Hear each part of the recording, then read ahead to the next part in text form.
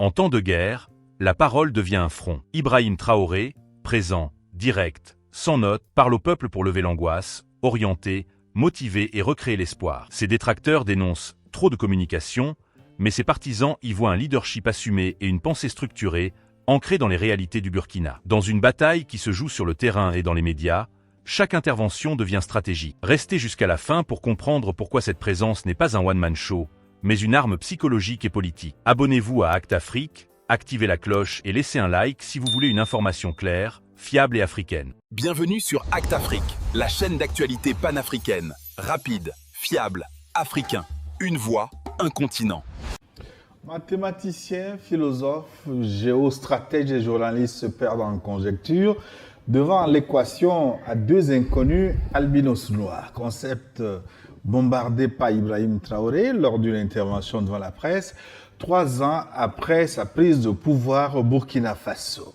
Albinos noirs capables de mettre fin à la guerre au Sahel en peu de temps. S'agit-il d'une nouvelle arme redoutable, une alliance militaire inattendue, la nouvelle monnaie de l'AES? De quoi s'agirait-il? Nos analystes vont proposer leur démonstration dans le forum de ce dimanche 5 octobre au plateau. Luc Koumé-Abalo Abaki, cher ami, bonjour. Bonjour Gilles, bonjour à tous ceux qui nous font cette confiance d'être là sur le rendez-vous du dimanche. Luc Abaki est journaliste, écrivain. Il est le président exécutif de l'Institut d'études stratégiques et de géopolitique appliquée. En sa compagnie, l'homme qui ne bouge pas, son excellence, Sagoyou Kegewe. Bonjour. Bonjour Gilles, bonjour Luc et bonjour à tous nos téléspectateurs. Ouais, son excellence est ambassadeur, journaliste, ancien ambassadeur du Togo notamment. AES, albinos noirs, la nouvelle arme burkinabé qui fait trembler le monde. Vous êtes conviés à nous dire ce que vous pensez de ce concept. Donnez-nous votre définition. Nous comptons sur vous pour déchiffrer l'énigme du Sphinx. Plus 228 96 08 43 43 pour nous répondre via WhatsApp. Vous pouvez également nous écrire sur les réseaux sociaux à travers lesquels nous diffusons en direct, notre chaîne Facebook et notre chaîne YouTube également. Et nouveauté aujourd'hui, vous nous recevez en direct également sur New World Radio 90.5. Merci d'être en direct avec nous. Alors, comme je vous le disais, Ibrahim Traoré a encore accordé une nouvelle interview à la presse nationale et internationale. 3 ans après sa prise de pouvoir, IB, finalement, est-il trop présent à l'écran, au micro, devant les caméras, puisque ça fait la énième interview, là, Luc Abaki? Alors, Gilles, tu t'imagines bien que tu poses la question à un journaliste communicateur qui a toujours prêché l'intérêt pour les dirigeants, pour les leaders d'opinion, de communiquer. La communication, c'est le soubassement, l'instrument de base qui permet de sédimenter les relations entre les individus pour construire la société, pour entretenir le vivre ensemble. Il est important de communiquer. Et de ce point de vue, je pense que Ibrahim Traoré fait tout simplement bien de maintenir cette communion verbale avec son peuple et avec l'ensemble des Africains.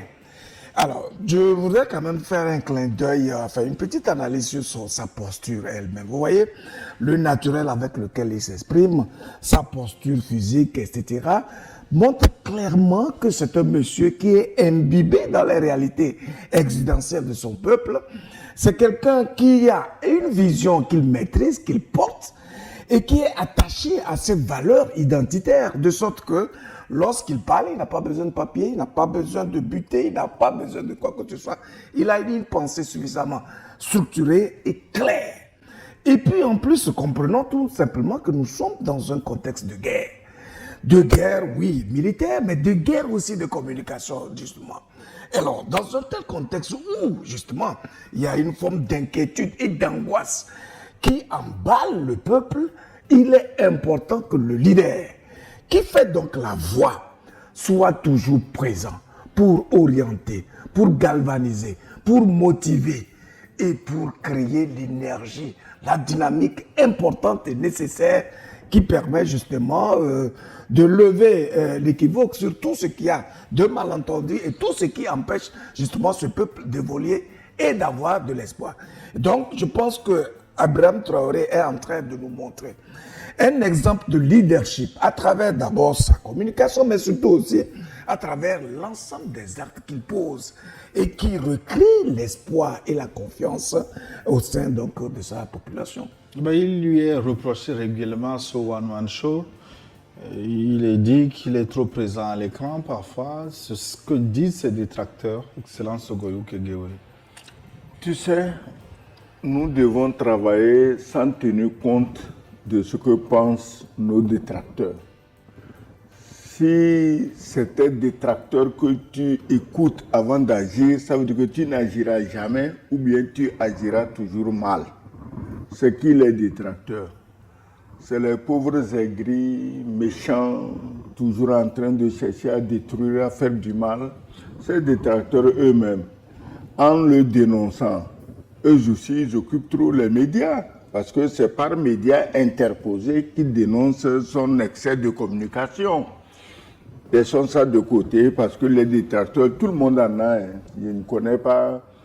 S'il y a quelqu'un sur cette terre qui n'a pas de détracteur, j'ai toujours dit ici, nous sommes dimanche, que Jésus était venu, il n'a insulté personne, il n'a dit du mal de personne, il a prêché la paix, il a prêché l'amour. Mais il avait des détracteurs et pas des moindres. Et quand ils l'ont pris, ben, ce n'était pas du tout pour le caresser dans le sens du poil. Le reste, vous le savez mieux que moi.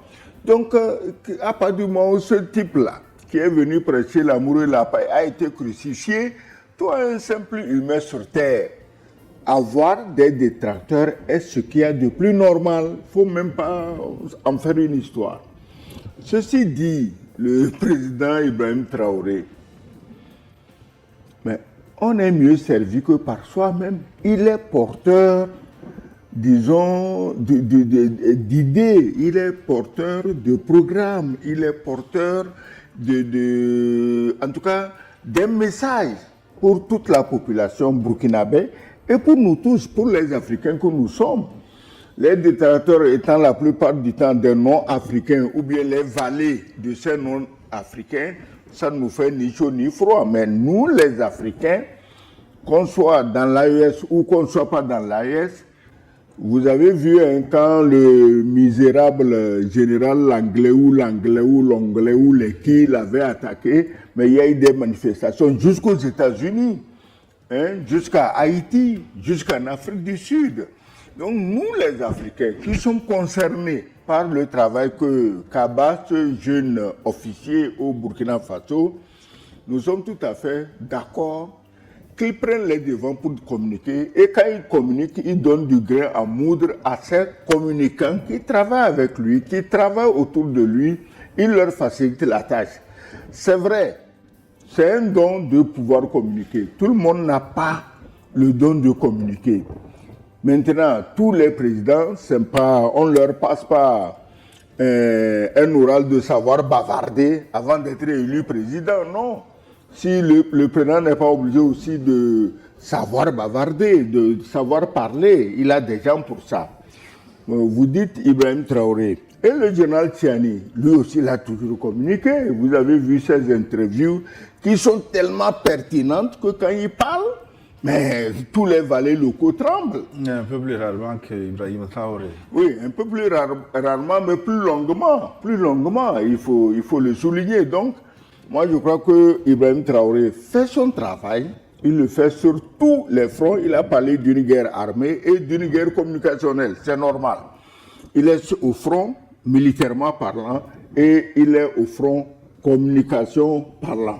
Donc, moi, je crois que les détracteurs, on les laisse de côté et on encourage le jeune capitaine à aller de l'avant. La critique existe toujours, même pour ceux qui prêchent la paix, et c'est normal. Face aux détracteurs, la ligne est claire. Travailler, communiquer, galvaniser, et tenir les deux fronts, militaires et médiatiques. La question n'est pas de parler moins, mais de parler juste, pour tenir le moral et la cohésion. Selon vous, en temps de crise, La communication du leader doit-elle être constante ou mesurée? Et pensez-vous que la parole peut réellement renforcer la résilience d'un peuple en guerre? Dites-le en commentaire. Si cette analyse vous a éclairé, aimez la vidéo, abonnez-vous à Acte Afrique et partagez.